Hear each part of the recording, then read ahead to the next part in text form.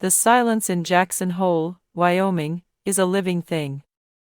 It breathes in the vast, cathedral space between the valley floor and the jagged, snow-dusted peaks of the Teton Range.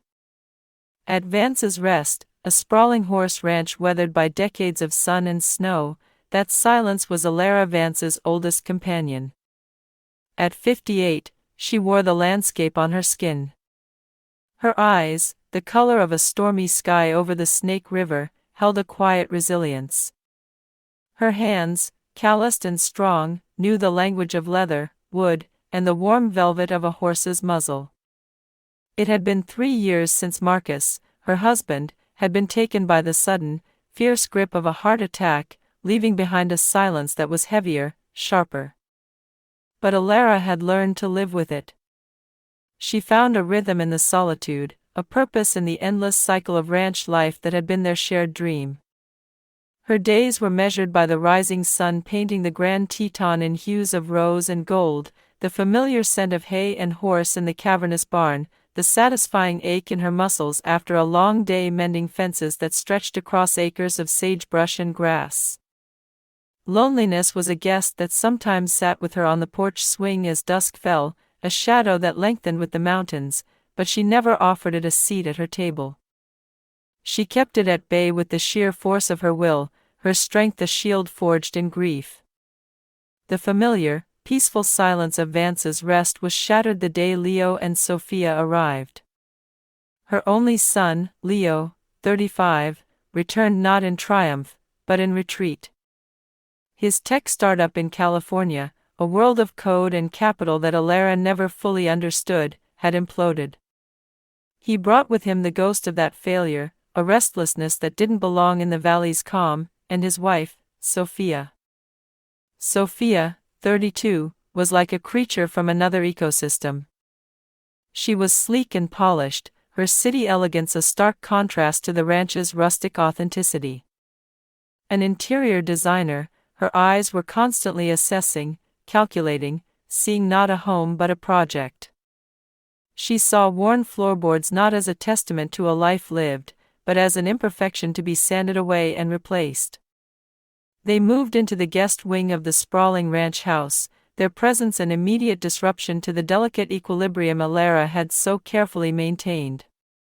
"Just for a little while, Mom," Leo had said, his gaze shifting away from hers, a habit he'd developed whenever he was ashamed. "Just until we get back on our feet." Alara welcomed them. She was his mother. It's what mothers did. But a knot of unease tightened in her chest, as persistent and cold as the deep winter snow. The suggestions started subtly, dropped into conversation like pebbles into a still pond. "You know, Mom," Sophia began one afternoon, gesturing with a manicured hand toward the rolling expanse of land visible from the living room window, "this much property is a lot. For one person. Have you ever considered selling off a parcel? That new luxury resort going up near the pass would pay a fortune for this view." Leo, standing by the stone fireplace Marcus had built with his own hands, shifted his weight. "It's just an idea, Mom. Thinking about efficiency." Efficiency. The word felt alien here. This land wasn't about efficiency, it was about legacy, about the sweat and dreams soaked into its soil. A few weeks later, it was the barn. "It's beautiful, in a rustic way," Sophia commented, wrinkling her nose at the scent of hay. "But imagine a modern equestrian facility. Glass and steel. We could board horses for the resort guests. It would be a real business, not just a hobby." Alara's hands tightened on the reins she was mending. "This barn has stood for 50 years, Sophia. It's sheltered 5 generations of horses." "Exactly," Sophia said, her smile bright and meaningless. "It's old." Alara watched her son. Leo's face was a canvas of conflict. The shame of his failure made him vulnerable, and Sophia's ambition offered him a path back to a sense of control, of success. He was a good man, her son, but he had a weakness that ran through him like a fault line, a desperate need for approval, a need that Marcus had always filled and that Sophia was now expertly exploiting. Ilara saw him drifting, pulled by his wife's relentless tide, and a cold fear, colder than any Wyoming winter, began to creep into her heart. The breaking point arrived on a Tuesday, under the low-slung ceiling of the dining room. A pot roast, Leo's childhood favorite, sat between them. The air was thick with unspoken things. "Mom," Leo started, pushing a piece of carrot around his plate. He wouldn't look at her. It was Sophia who met her gaze, her expression one of practiced sympathy. "Ilara," she said, her voice soft, "Leo and I have been talking. We're worried about you. This place, it's too much. The upkeep, the physical labor, you deserve to rest." "I'm not tired," Ilara said, her voice low and steady. "Of course not, you're a rock," Sophia cooed. "But it's time you let us take the burden. We've found a lovely little house for sale in town, right by the square. You'd be close to your friends, the bookshop. It would be perfect for you." The room fell silent. The only sound was the ticking of the grandfather clock in the hall, each tick a hammer blow against Ilara's heart. She looked at her son, her only child, the boy she had raised on this land, and saw a stranger. "You want me to leave my home," she stated. It was not a question. Leo finally looked up, his eyes filled with a miserable cocktail of guilt and resolve. "It's for the best, Mom. We can manage the ranch. It's my inheritance, after all. It's time for me to step up. My inheritance." The words hung in the air, clinical and cruel. He was waiting for her to die, and he had grown impatient. Ilara said nothing more. She stood, collected their plates with steady hands, and walked into the kitchen. She did not raise her voice. She did not cry. She simply closed a door inside herself, a heavy, oaken door, and locked it. That night, sleep was an impossible dream. The house felt alien, its familiar creaks and groans sounding like accusations. Long after the lights in the guest wing had gone out, Ilara pulled on her worn boots and a heavy coat and walked out into the biting cold. The moon was a silver sliver in an ink-black sky, casting long, skeletal shadows from the cottonwood trees. She didn't stop until she reached the barn. The air inside was warm, thick with the sweet, earthy smell of horses and hay. She walked down the familiar aisle, her boots silent on the straw-covered floor, past the stalls of sleeping animals. At the very end was Willow. The old mare, a beautiful palomino whose coat had faded to a soft cream, was nearly 30. She had been a gift from Marcus on their 10th anniversary, the first horse born and raised on Vance's Rest. Ilara slid open the stall door and slipped inside. Willow nickered softly, a low rumble of welcome, and nudged Ilara's shoulder with her head. Ilara didn't speak. She slid down to the floor, leaning her back against the rough-hewn wooden wall, and rested her head against the mare's warm, solid flank. Here, in the quiet dark, the dam of her composure finally broke.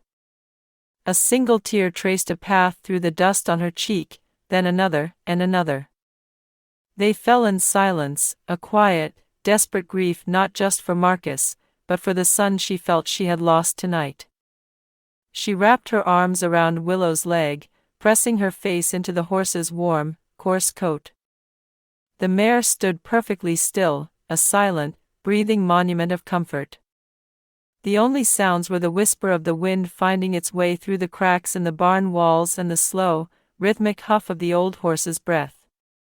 In that moment, surrounded by the ghosts of a life she had built, Ilara Vance felt utterly, completely alone. But not, she knew, defeated. The following Thursday, Elara drove her old Ford pickup into town. She bypassed the feed store and the post office, pulling up in front of a modest brick building with a simple brass plaque that read, Howard Finch, Attorney at Law. Howard, a man whose thinning hair and kind eyes had witnessed every major event in the Vance family for 40 years, the purchase of the ranch, the writing of wills, Marcus's death, greeted her with a worried frown. Elara. I got the call from Leo's lawyer this morning, he said, ushering her into his cluttered, book-lined office. He's requesting a formal transfer of the deed. I told them you'd need to sign, that it wasn't automatic. Elara, what's going on? Are you sure about this? Elara sat in the worn leather chair opposite his desk and placed her hands, steady and calm, on her knees. She looked at the concerned face of her old friend. Howard, she said, her voice clear and devoid of any tremor. Do you remember the paperwork we drew up 2 years ago? The summer after Marcus died? Howard blinked, his mind sifting through years of legal documents. You mean, the trust? A slow, grim smile touched Elara's lips. It didn't reach her eyes. That's the one. She had seen this coming. Not the specifics, not the cold, calculated cruelty of it, but the potential. She had felt the shift in Leo after his father's death, seen the ambition in Sophia's eyes the first time she'd laid eyes on the ranch. So, with a heavy heart and a clear mind, she had taken precautions. I established the Vance's Rest Irrevocable Trust, she stated, her voice as solid as the mountains outside. The deed to the ranch, the water rights, the investment portfolio Marcus left, everything of value was transferred into it. The trust is the legal owner of this ranch. I am the sole trustee.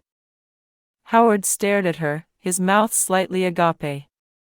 So, Leo and Sophia, they can't touch it. They can't sell it, they can't borrow against it, they can't do anything without your signature as trustee.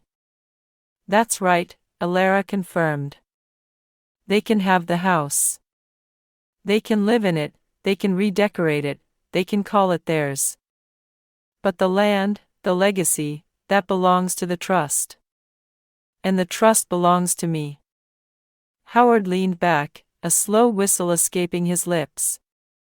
He looked at the woman before him, the grieving widow he had worried about for 3 years, and saw someone else entirely. He saw a fighter.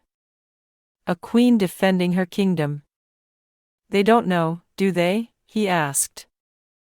They know nothing, Elara said, her gaze drifting to the window, toward the distant, unyielding peaks of the Tetons. They think they're in a battle for property. They have no idea they're in a war for a soul. And they've severely underestimated their opponent.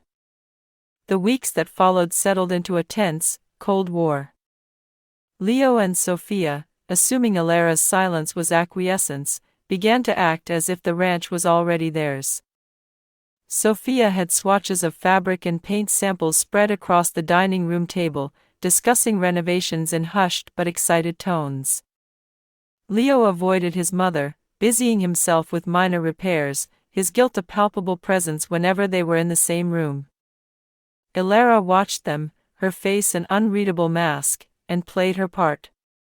She was the meek widow, preparing to be shuffled off stage. But beneath the surface, she was moving her own pieces across the board. Her first move was to call Caleb Blackwood. Caleb, at 65, was a man carved from the same Wyoming landscape as Elara. A friend of Marcus's since they were boys, he was a horseman of legendary repute, his touch with troubled animals bordering on mystical. He arrived at Vance's Rest in a dusty truck, his face weathered into a kind topography of smile lines, his handshake firm and reassuring. Heard you took in that wild mare from the reservation, he said, his voice a low, gentle rumble. She's got a fighting spirit, Elara replied, leading him to a secluded corral. And a deep mistrust of people. Reminds me of someone I know." The mare, a beautiful creature of muscle and fear, paced the fence line, her eyes wide with panic. Caleb didn't approach. He simply leaned against the fence, his presence calm and non-threatening, and watched. "Fear's just a story we tell ourselves," he said softly, not to Alara, but to the horse. "We can always tell a different one." Their work with the mare became a ritual, a quiet space carved out of the ranch's growing tension. In Caleb's company, Alara felt a sense of ease she hadn't realized she'd been missing. They worked in comfortable silence, communicating through shared glances and small gestures. He saw past the stoic facade she presented to her son, he saw the flicker of pain in her eyes, the weariness in her shoulders. He didn't pry or offer platitudes. He simply offered his presence, a steady, grounding force. He became her ally, the only person who knew a war was being waged. Meanwhile, Leo was fighting a war of his own, against the ghosts of his father. Seeking to understand the business of the ranch he was so eager to inherit, he began clearing out Marcus's old office, a room that had been left untouched since his death. It was a shrine to a man Leo had idolized, framed photos of prize-winning horses, ribbons, a massive oak desk that projected an aura of unshakable authority. In the bottom drawer, tucked away beneath old ledgers, was a small, locked iron box. Driven by a curiosity he couldn't explain, Leo took a crowbar from the workshop and forced the lock. The screech of metal felt like a desecration. Inside, there was no treasure, no hidden heirloom. There were only papers. Yellowed, brittle documents from 20 years ago. Loan agreements with exorbitant interest rates. Letters from a bank, their language escalating from polite reminders to stark, threatening warnings of foreclosure. Leo sank into his father's chair, the leather groaning under his weight. He read through the papers, his world tilting on its axis. The image he held of his father, Marcus Vance, the titan of Jackson Hole, the man who could tame any horse and bend the land to his will, crumbled into dust. His father had been on the verge of losing everything.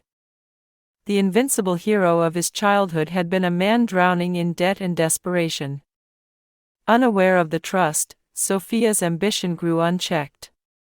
She saw the ranch not as a home, but as a portfolio of assets to be liquidated. Alara was an obstacle, but a temporary one. One afternoon in town, Caleb was nursing a cup of coffee at the Cowboy Coffee Company. When he saw Sophia at a corner table, she was leaning in close to a man in a slick suit, a man Caleb recognized as a developer from Jackson, notorious for buying up historic ranchland and turning it into soulless luxury estates. They were looking at maps of Vance's Rest, Sophia's finger tracing lines across the property, her smile sharp and predatory. Caleb's blood ran cold. He paid his bill and left, the image burned into his mind. That evening, he told Alara what he had seen. She simply nodded, her jaw tight. The final piece of the puzzle had clicked into place. The confrontation came a few days later. Leo, haunted by what he'd found, finally approached his mother. He held the foreclosure notices in a trembling hand. "What is this?" he asked, his voice cracking. "I don't understand." He was successful.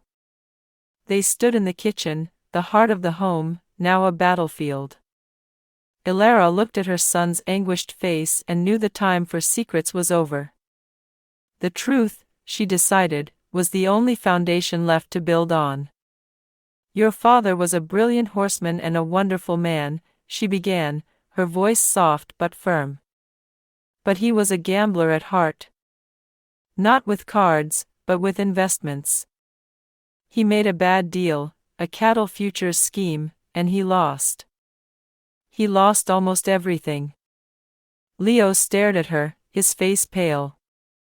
"But we never lost the ranch." "No," Alara said, her gaze unwavering. Because the year before, my parents had passed away and left me my inheritance. I used every penny of it to pay off the debts your father had hidden from me. I saved this place, Leo. I saved it while he was falling apart, and I never told you because I didn't want to tarnish the memory of the hero you worshipped. The confession landed with the force of a physical blow. Leo staggered back, leaning against the counter for support. It wasn't just the secret, it was the depth of his own ignorance, his own breathtaking selfishness. He had been planning to cast out the very woman who had saved his legacy, all to preserve the memory of a man who was far more flawed than he had ever imagined. The weight of his shame was crushing, a physical pressure in his chest that made it hard to breathe. That night, Elara sought out Caleb.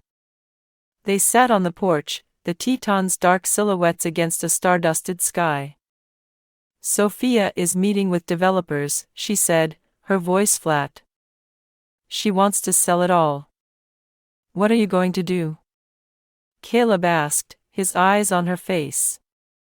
What I should have done a long time ago, she replied, a new fire kindling in her eyes. I'm not leaving, Caleb. I'm fighting.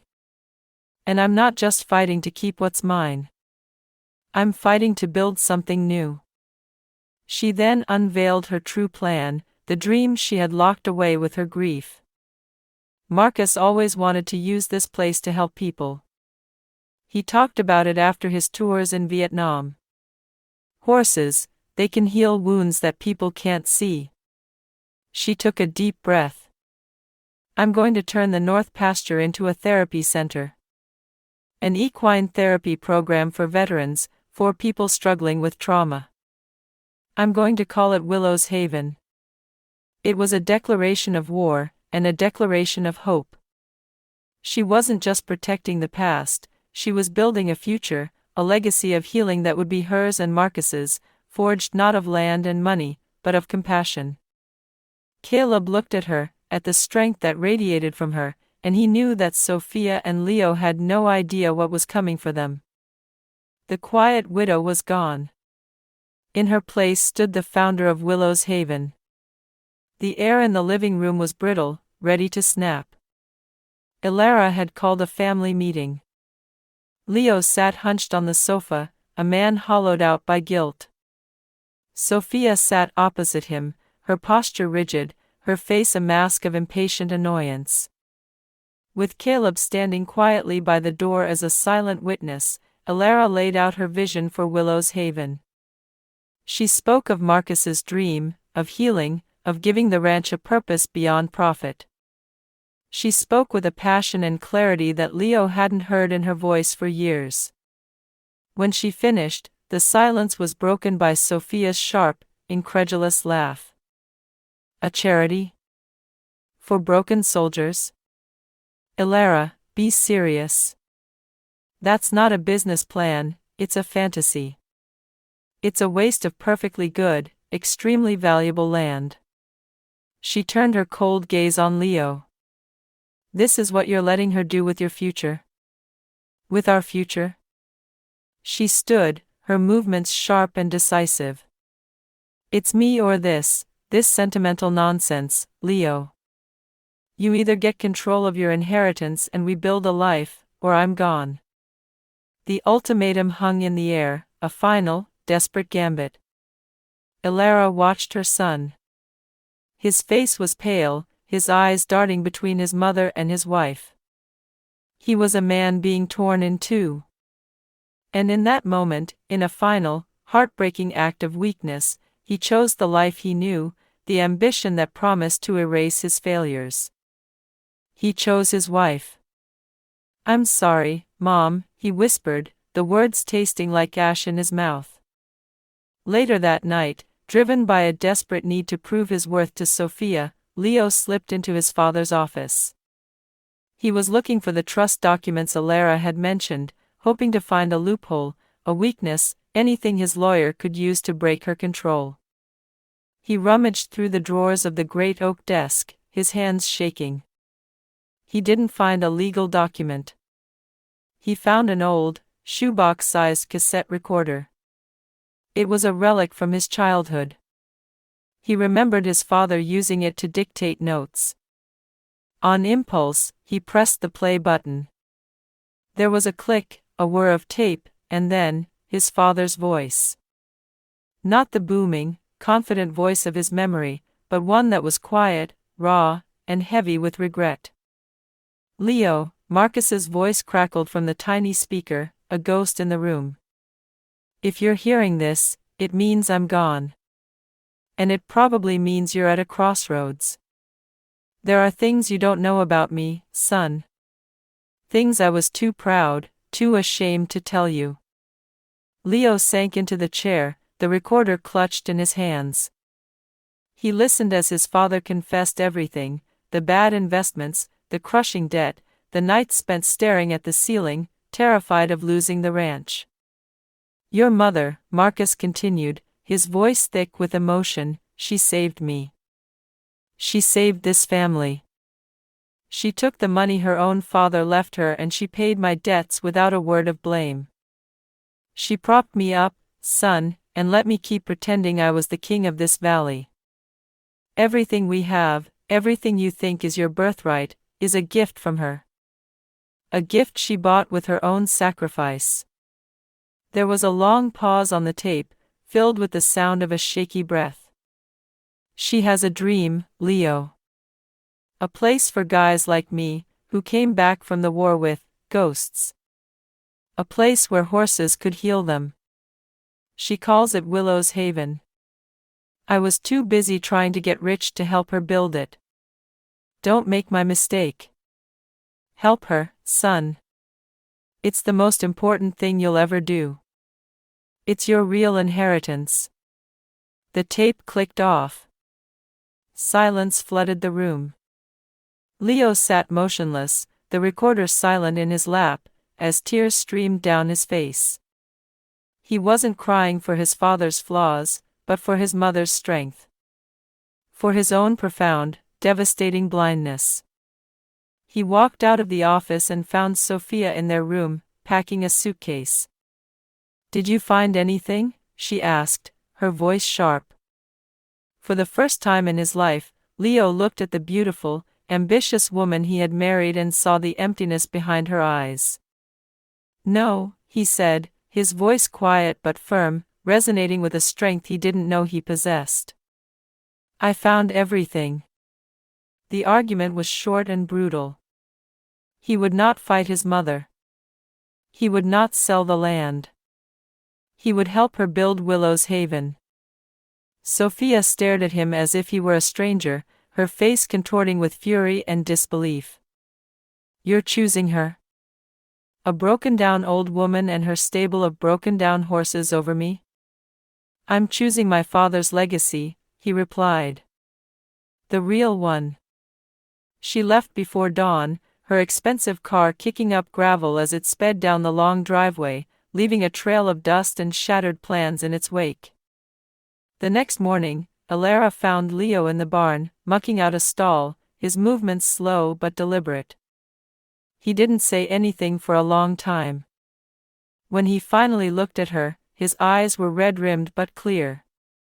"I heard him," he said simply. "I heard Dad." Alara nodded, her heart aching with a complex mix of sorrow and relief. She walked over to Caleb, who was watching them from the far end of the barn. "Thank you," she said softly. "For always being here." Caleb gave a small, sad smile. "Marcus made me promise," he confessed. "Years ago. He gave me that tape. He said, if my boy ever loses his way, if he ever starts to forget what really matters, you put this where he'll find it." He looked over at Leo, who was now gently brushing Willow's coat. He just took a long, hard road to find his way home. Months later, the first foundations of Willow's Haven were being poured in the north pasture. The sound of construction was a sound of hope, of new beginnings. Leo worked alongside the crew, his hands growing calloused, his face tan from the sun. He worked with the quiet dedication of a man atoning, not out of guilt, but out of a newfound sense of purpose. The bond between mother and son was reforged, quieter and stronger than before, built not on idealized memories but on a shared, complicated truth. One evening, as the sun bled across the Wyoming sky, Elara and Caleb stood on the porch, watching the horses graze peacefully. He reached over and took her hand, his fingers lacing through hers in a gesture that felt both new and anciently familiar. They stood in comfortable silence, two people who had weathered their own storms, finding a quiet harbor in each other. A week later, the mail truck delivered a letter. It was thin, the envelope a crisp white. The postmark was from Beverly Hills, California. Elara recognized Sophia's elegant, slanted handwriting. She took it inside, sat at the kitchen table, and slid it open with a knife. The camera moves in, focusing only on Elara's face as she reads. Her expression remains neutral, a calm landscape. Then, just as the screen begins to fade to black, a small, enigmatic smile plays on her lips. It is not a smile of triumph, nor of forgiveness. It is the smile of a woman who knows her own strength, who understands that the past is never truly gone, but who is no longer afraid of its ghosts. The wind whispered through the valley, carrying with it the promise of another day.